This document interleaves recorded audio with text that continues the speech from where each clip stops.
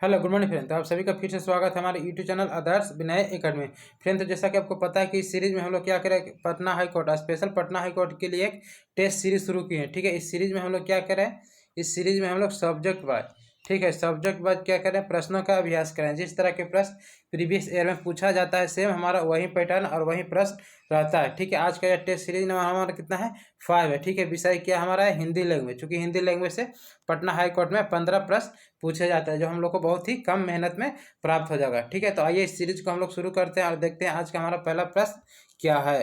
तो शुरू करते हैं सीरीज को, देखते हैं। हमारा सबसे पहला प्रश्न यहाँ पे आपको दिख रहा होगा, मैथिली शरण गुप्त की कीर्ति है, यानी कि निम्नलिखित में मैथिली शरण गुप्त की कौन सी कीर्ति है। तो ये में दिया गया है यशोधरा, विष्णुप्रिय बी में है, सी में है भारत भारती और डी में है ये सभी। तो राइट आंसर क्या आ जाएगा हमारा, तो राइट आंसर आ जाएगा option number D, Maithili Sharan Gupt की कौन सी कीर्ति है, तो ये सभी। यशोधरा भी उन्हीं की कीर्ति है, विष्णुप्रिय भारत भारती भी क्या है, मैथिली शरण गुप्त की कीर्ति है। यदि कीर्ति की बात करें हम मैथिली शरण गुप्त की, तो इसके अलावे ये जो 3 हमारा दिया गया है, इसके अलावे और भी बहुत सारे कृतियाँ हैं जिसकी रचना किसने किया है, मैथिली शरण गुप्त ने। ठीक है, तो इसके अलावा और क्या है, साकेत है। ठीक है, इसके अलावा यदि पूछे हमारा तो साकेत है। इसके बाद हिंदू है। ठीक है, हिंदू है, हिंदू है। उसके बाद रंग में भंग है। ठीक है, रंग में भंग है। ठीक है, इसके बाद प्रदक्षिणा है। ठीक है, प्रदक्षिणा। इसके बाद क्या हमारा है, तिलोत्तमा। इसके अलावा भी और बहुत सारी कृतियाँ, नहुस। ठीक है, क्या है, उसके बाद है अनद। उसके बाद है चंद्रहास, झंकार। ठीक है, ये सारे किन की कृति है, तो रवि क्या है, मैथिली शरण गुप्त की ये सभी कृतियाँ हैं। ठीक है, तो आइए हम लोग दूसरा प्रश्न देखते हैं। दूसरा प्रश्न हमारा क्या है, संगम का संधि विच्छेद आपको बताना है कि संगम का संधि विच्छेद निम्न में से कौन सा होगा। तो राइट आंसर क्या आ जाएगा, संगम का संधि विच्छेद निम्न में कौन सा होगा, तो राइट आंसर आ जाएगा ऑप्शन नंबर हमारा डी, समजोड़ गम। यानी कि संगम का संधि विच्छेद क्या आ जाएगा, समजोड़ गम। उसके बाद हम लोग देखते हैं अगला प्रश्न हमारा क्या है, तीसरा नंबर प्रश्न हमारा क्या है, जिस समास में दोनों खंड हो, कोई प्रधान या गौण न हो उसे कौन सा समास कहते हैं। यानी कहने का मतलब, जिस समास में दोनों खंड हो लेकिन कोई खंड क्या हो, न तो प्रधान हो और न ही गौण हो, उसे हम लोग कौन सा समास कहते हैं। तो राइट आंसर क्या आ जाएगा, ऑप्शन नंबर आ जाएगा हमारा बी। ऐसे समास को हम लोग क्या बोलते हैं, द्वंद्व समास कहते हैं। ऐसे समास को हम लोग क्या बोलते हैं, द्वंद्व समास कहते हैं। उसके बाद हम लोग देखते हैं चौथा नंबर प्रश्न हमारा क्या है। चौथा नंबर प्रश्न हमारा है, त्रिभुवन शब्द में निम्न में कौन सा समास है। आपको बताना है कि त्रिभुवन, ये जो शब्द दिया गया है, त्रिभुवन शब्द में कौन सा समास है। तो राइट आंसर क्या आ जाएगा, त्रिभुवन शब्द में आज हमारा आ जाएगा ऑप्शन नंबर सी, त्रिभुवन शब्द में हमारा क्या है, दिग्गु समास है। तो राइट आंसर आ गया ऑप्शन नंबर सी, त्रिभुवन शब्द में दिग्गु समास है। उसके बाद हम लोग देखते हैं 5वां नंबर प्रश्न, अंत्यवासी का अर्थ क्या है। अंत्यवासी का अर्थ क्या है, तो राइट आंसर क्या आ जाएगा, अंत्यवासी का अर्थ है, ए में दिया गया है अन्य स्थान पर रहने वाला, बी में दिया गया अकेला रहने वाला, सी में दिया है गुरु के समीप रहने वाला या अंत तक रहने वाला। तो राइट आंसर क्या आ जाएगा, अंत्यवासी का अर्थ है गुरु के समीप रहने वाला शिष्य। तो राइट आंसर क्या आ जाएगा, ऑप्शन नंबर सी, गुरु के समीप रहने वाला शिष्य। उसके बाद हम लोग देखते हैं 6ठा नंबर प्रश्न, समुद्र का पर्यायवाची निम्न में कौन सा है। यानी कि समुद्र के पर्यायवाची आपको बताना है कि समुद्र के पर्यायवाची निम्न में कौन सा है। तो राइट आंसर क्या आ जाएगा, समुद्र के पर्यायवाची है रत्नाकर। यानी कि समुद्र का पर्यायवाची पूछे तो क्या आ जाएगा हमारा, रत्नाकर। यदि रत्नाकर न रहे तो समुद्र का पर्यायवाची सागर भी होता है, जलधाम भी होता है, जल्दी होता है। उसके बाद और भी होता है समुद्र का पर्यायवाची, और क्या होता है हमारा, निर्निधि होता है, निर्निधि के बाद उदाधि होता है, उदाधि होता है। उसके बाद एक और होता है अवधि। ठीक है, क्या होता है, अवधि इत्यादि। ये सभी क्या हमारा है, समुद्र के पर्यायवाची है। ठीक है, उसके बाद हम लोग देखते हैं 7वां नंबर प्रश्न, वचन की दृष्टि से कौन सा जोड़ा सही नहीं है। वचन की दृष्टि से आपको बताना है कि निम्न में कौन सा जोड़ा सही नहीं है। ए में दिया गया है लता, लता के बहुवचन क्या होता है, लताएं, ये सही है। घोड़ा, घोड़ा का क्या होता है, घोड़े, ये भी सही है बहुवचन। किताब, किताब का बहुवचन होता है किताबें, ये भी सही है। मित्र, मित्र का मित्रवत दिया, ये हमारा क्या है, ये जोड़ा सही नहीं है। मित्र का क्या होता है बहुवचन, क्या होता है, मित्र का मित्रों होता है। ठीक है, मित्र का बहुवचन क्या होता है, मित्रों होता है। तो राइट आंसर क्या आ जाएगा, ऑप्शन नंबर डी। मित्र का मित्रवत ना होकर के मित्रों रहता तो क्या हो जाता है, ये जोड़ा हमारा सही होता, लेकिन ये क्या हमारा है, गलत। और यहाँ पूछा गया कौन सा जोड़ा सही नहीं है, तो राइट आंसर क्या आ जाएगा, ऑप्शन नंबर डी।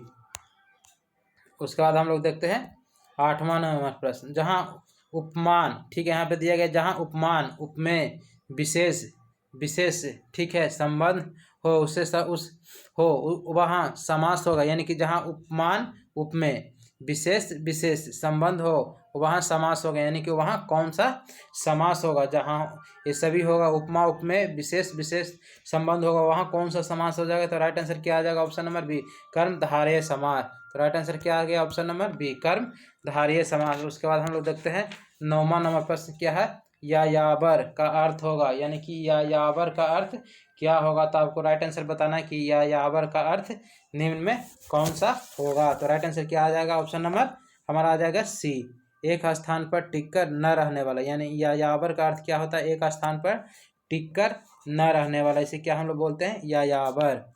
ठीक है, अब हम लोग देखते हैं 10 नंबर प्रश्न, रचना की दृष्टि से क्रिया के कितने भेद होते हैं। आपको बताना है कि रचना की दृष्टि से क्रिया के कितने भेद होते हैं। तो रचना की दृष्टि से क्रिया के कितने भेद होते हैं, तो रचना की दृष्टि से क्रिया के 2 भेद होते हैं। कौन कौन होते हैं, पहला हमारा क्या होता है, सकर्मक क्रिया, ठीक है, सकर्मक क्रिया। उसके बाद दूसरा हमारा क्या होता है, अकर्मक क्रिया, अकर्मक क्रिया। तो राइट आंसर क्या आ जाएगा, ऑप्शन नंबर हमारा राइट आंसर क्या आ गया, ऑप्शन नंबर बी, 2। ठीक है, यानी कि रचना की दृष्टि से पूछे तो कितना आ गया, क्रिया के 2 भेद होते हैं, सकर्मक क्रिया, दूसरा क्या होता है, अकर्मक क्रिया।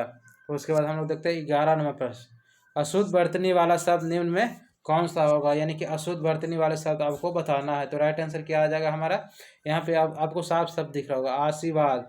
आशीर्वाद ना होकर के क्या होता है हमारा, आशीर्वाद होता है। ठीक है, आशीर्वाद होता है। यानी कि निम्न में कौन सा शब्द यहाँ पे है, ये क्या हो गया, बी, आशीर्वाद जो हमारा क्या है, आशीर्वाद, ये गलत है। इस आशीर्वाद ना होकर क्या होता है, आशीर्वाद, ये आपको साफ दिख रहा है। ठीक है, तो राइट आंसर क्या आ गया, ऑप्शन नंबर बी। उसके बाद हम लोग देखते हैं 12 नंबर प्रश्न, नीचे दिए गए शब्द के लिए विलोम शब्द का चयन कीजिए। एक शब्द नीचे दिया गया हमारा न्यून, न्यून का विलोम शब्द आपको बताना है कि न्यून का विलोम शब्द क्या होता है। तो राइट आंसर क्या आ जाएगा, न्यून का विलोम शब्द हो जाएगा ऑप्शन नंबर डी, अधिक। न्यून का विलोम शब्द क्या होता है, अधिक। क्योंकि न्यून का यदि अर्थ पूछे तो क्या होता है, अल्प, अल्प या कम।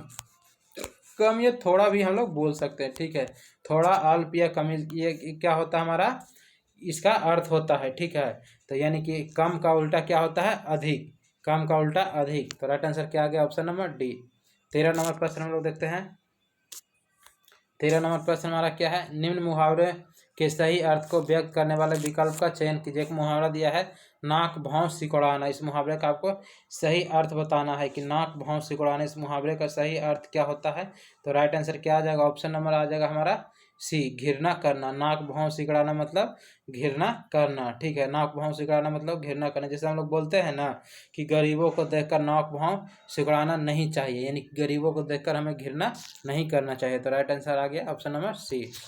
उसके बाद हम लोग देखते हैं 14 नंबर प्रश्न, वर्तनी की दृष्टि से कौन सा शब्द क्या है, शुद्ध है। ठीक है, वर्तनी की दृष्टि से कौन सा शब्द शुद्ध है, इस चीज़ को आपको बताना है। तो राइट आंसर क्या आ जाएगा इसमें, कौन, यानी कि सारे शब्द क्या है, अशुद्ध है, सिर्फ एक शब्द शुद्ध है। तो क्या आ जाएगा राइट आंसर, ऑप्शन नंबर हमारा क्या आएगा, आतिशबाजी भी हमारा क्या, ये भी गलत है। ऐतिहासिक, हाँ ये सही है, क्या हो गया हमारा, ऐतिहासिक, ये क्या हो गया हमारा वर्तनी की दृष्टि से। ठीक है, अत्याक्षरी, ये भी गलत है। उत्तरदायी, ये भी हमारा गलत है। तो राइट आंसर क्या आ जाएगा, ऑप्शन नंबर बी। 15 नंबर प्रश्न हम लोग देखते हैं, नीचे दिए गए शब्द का विलोम शब्द आपको बताना है। नीचे एक शब्द दिया गया हमारा आरोह। ठीक है, आरोह का विलोम शब्द आपको बताना है कि आरोह का विलोम शब्द क्या होगा। तो राइट आंसर क्या आ जाएगा, ऑप्शन नंबर क्या आ जाएगा, आरोह का विलोम शब्द क्या होता है, अवरोह। आरोह का क्या होता है, अवरोह। ठीक है, तो आज के लिए फ्रेंड इतना ही है। सीरीज आपको कैसा लगा, अगर ये सीरीज आपको पसंद आए तो फिर हमारा चैनल क्या है, यहाँ पे दिख रहा होगा, आदर्श विनय एकेडमी। ये चैनल को सब्सक्राइब करके बेल आइकन ऑन जरूर कीजिएगा, ठीक है। एक नोटिस भी हम आप लोग को बता देता हूँ कि हमारे इस चैनल में पटना हाई कोर्ट, ठीक है, पटना हाई कोर्ट का टेस्ट सीरीज तो अभी चल ही रहा है। पटना हाई कोर्ट के साथ साथ बिहार सिविल कोर्ट, ठीक है, बिहार सिविल कोर्ट का भी एक स्पेशल टेस्ट सीरीज चल रहा है, ठीक है। ये चैनल के प्लेलिस्ट में आपको मिल जाएगा। हमारा चैनल है आदर्श विनय एकेडमी, ये चैनल के प्लेलिस्ट में मिल जाएगा सारे आपको। ये सारे सीरीज कहाँ मिलेगा? हमारे चैनल के प्लेलिस्ट में, ठीक है। और बहुत जल्द हम लोग क्या कर रहे हैं, बहुत जल्द हम लोग जीके जीएस, ठीक है, जीके जीएस का भी एक टेस्ट सीरीज शुरू कर रहे हैं जिसमें हम लोग डिटेल के साथ प्रश्नों का अभ्यास करेंगे, ठीक है। तो फ्रेंड आज के लिए इतना ही। अगर वीडियो पसंद आए तो प्लीज़ हमारे चैनल को लाइक शेयर एंड सब्सक्राइब जरूर कीजिएगा। तो मिलते हैं अगले वीडियो में, तब तक के लिए जय हिंद, वंदे मातरम।